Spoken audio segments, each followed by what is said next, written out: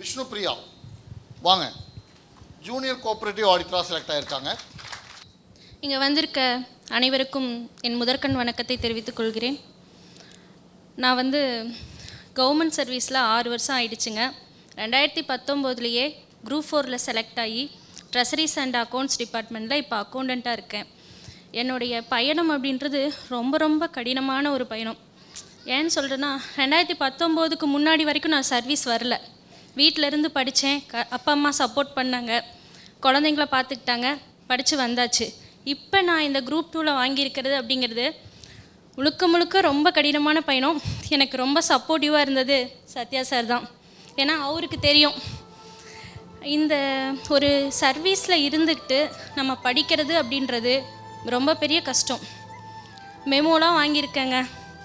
20 நாள் தான் லீவ் போட்டேன், மெடிக்கல் லீவ் தான் போட்டேன். மெடிக்கல் போர்டே எனக்கு அப்ரூவ் கொடுத்துருச்சு.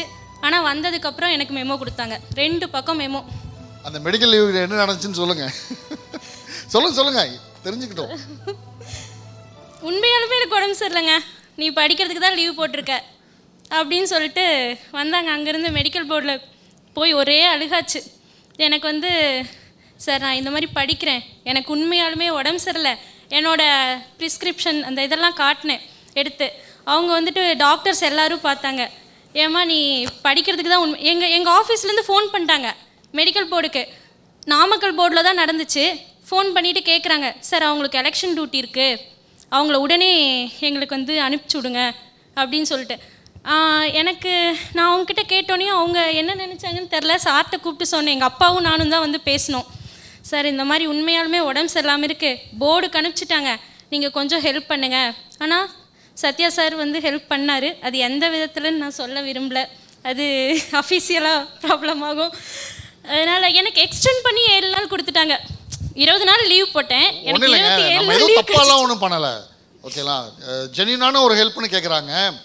அப்போது என்ன, அப்புறம் அது கூட பண்ணலைன்னா அப்புறம் என்ன, செக்ரட்டேரியட்டில் ஹெல்த் டிபார்ட்மெண்ட்டில் ஒரு டிஎஸ், எனக்கு தெரிஞ்ச டிஎஸ் கிட்ட ஜஸ்ட்டு ஃபோனில் இப்படி ஒரு விஷயம் இருக்குது, மெடிக்கல் போர்டுக்கு ரெஃபர் பண்ணிட்டாங்க இன்றைக்கி.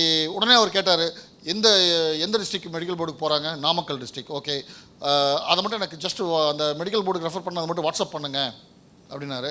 நான் வாட்ஸ்அப் பண்ணேன். தென் அங்கேருந்து அங்கே கூப்பிட்டு பேசிட்டாங்க. போனோடனே எல்லாம் நல்லபடியாக முடிஞ்சது. ஸோ உடனே அடுத்த நாள் அதனால் சொல்லலாம், நம்ம யாராவது ஒருத்தர் தப்பு பண்ணிட்டு இருந்தால் அவங்களுக்கு நம்ம ஹெல்ப் பண்ணலையே, ஒரு ஜெனினான கேஸ்னு வராங்க. ஆக்சுவலாக நான் ப்ரிலிம்ஸ்க்கு அமௌண்ட்டு பே பண்ணேன் சத்யா இன்ஸ்டியூட்டில். ஆனால் ஒரு 2 கிளாஸ் அட்டன் பண்ணியிருப்பேன். அதுக்கப்புறம் நான் அட்டனே பண்ணலை. ஏன்னா நான் ஃபஸ்ட்டு ஏற்கனவே நடந்த குரூப் 2 2018 நான் இன்டர்வியூ வரைக்கும் போயிட்டு செலக்ட் ஆகாமல் வந்துட்டேன்.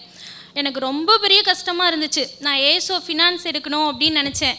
ஆனால் அப்போ எனக்கு வாய்ப்புகள் இருந்துச்சு. ஆனால் நான் எம்காம் ஃபைனல் இயர் பேப்பர் எழுதாமல் இருந்தேன். ஆனால் இப்போ எனக்கு அந்த எம்காம் முடிச்சுட்டேன், எனக்கான வாய்ப்பு கிடைக்கல. அப்போ ஆப்பர்ச்சுனிட்டின்றது எனக்கு இருந்துச்சு. எனக்கு அந்த வாய்ப்பை பயன்படுத்திக்க நான் முடிக்காமல் இருந்தேன், அது ஏன் தப்பு. இன்றைக்கி நான் முடிச்சுட்டேன், ஆனால் காம்படிஷன் ஜாஸ்தி ஆயிடுச்சு. இப்போ நாள்பட காம்படிஷன் ரொம்ப ஹெவியாகிக்கிட்டே தான் போகுது.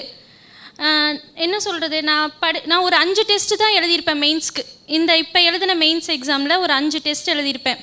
என்னோடய டார்கெட் என்னென்னா 300 மார்க்கு ஃபஸ்ட்டு கம்ப்ளீட் பண்ணணும்.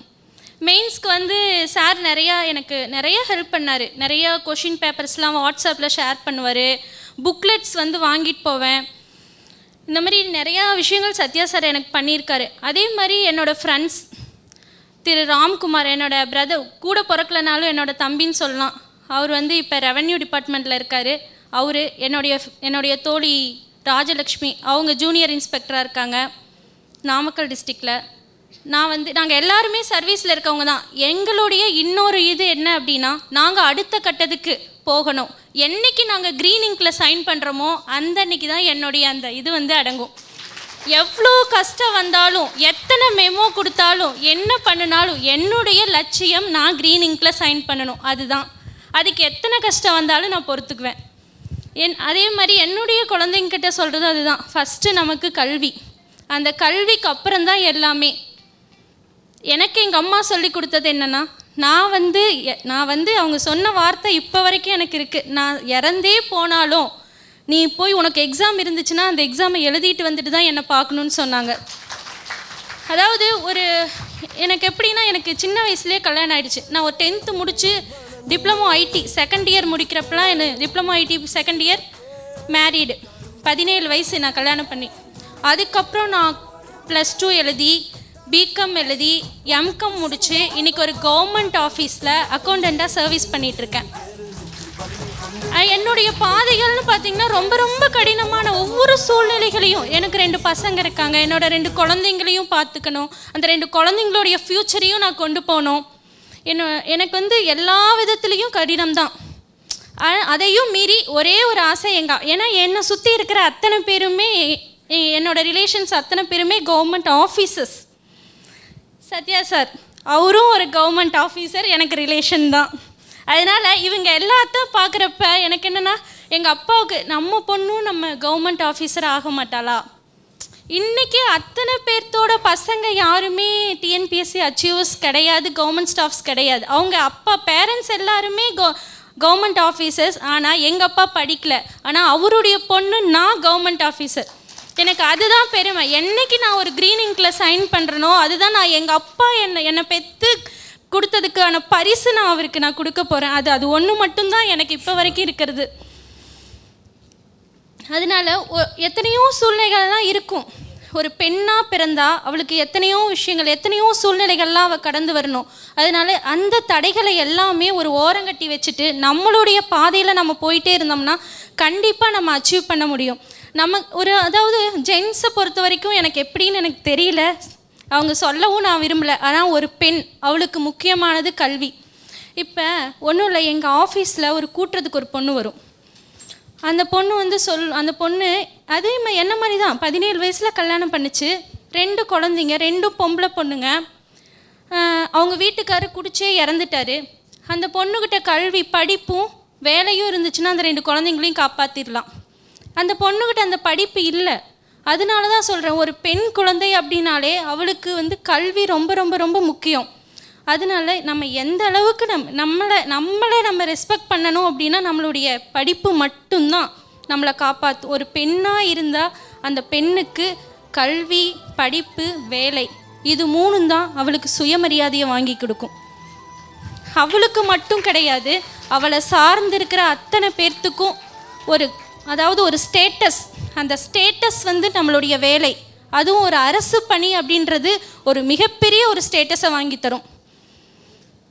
அதனால் தயவு செஞ்சு அதாவது இனி வரப்போகிற காலத்தில் அச்சீவ்மெண்ட் பண்ணுற எல்லாரும் கொஞ்சம் உங்களுடைய கடினமான பாதைகள் அத்தனையும் ஒதுக்கிட்டு உங்களுடைய வழியில் நீங்கள் போய் நீங்கள் ஜெயிக்கணும் அப்படின்னு சொல்லி வாழ்த்தியும் விடைபெறுறேன்.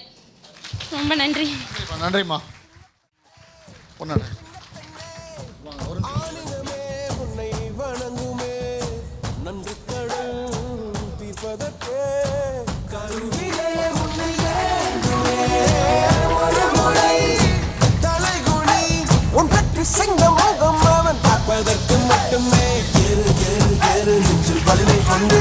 உன்னை பெண் என்று கேலி செய்த கூட்டம் ஒரு நாள் உன்னை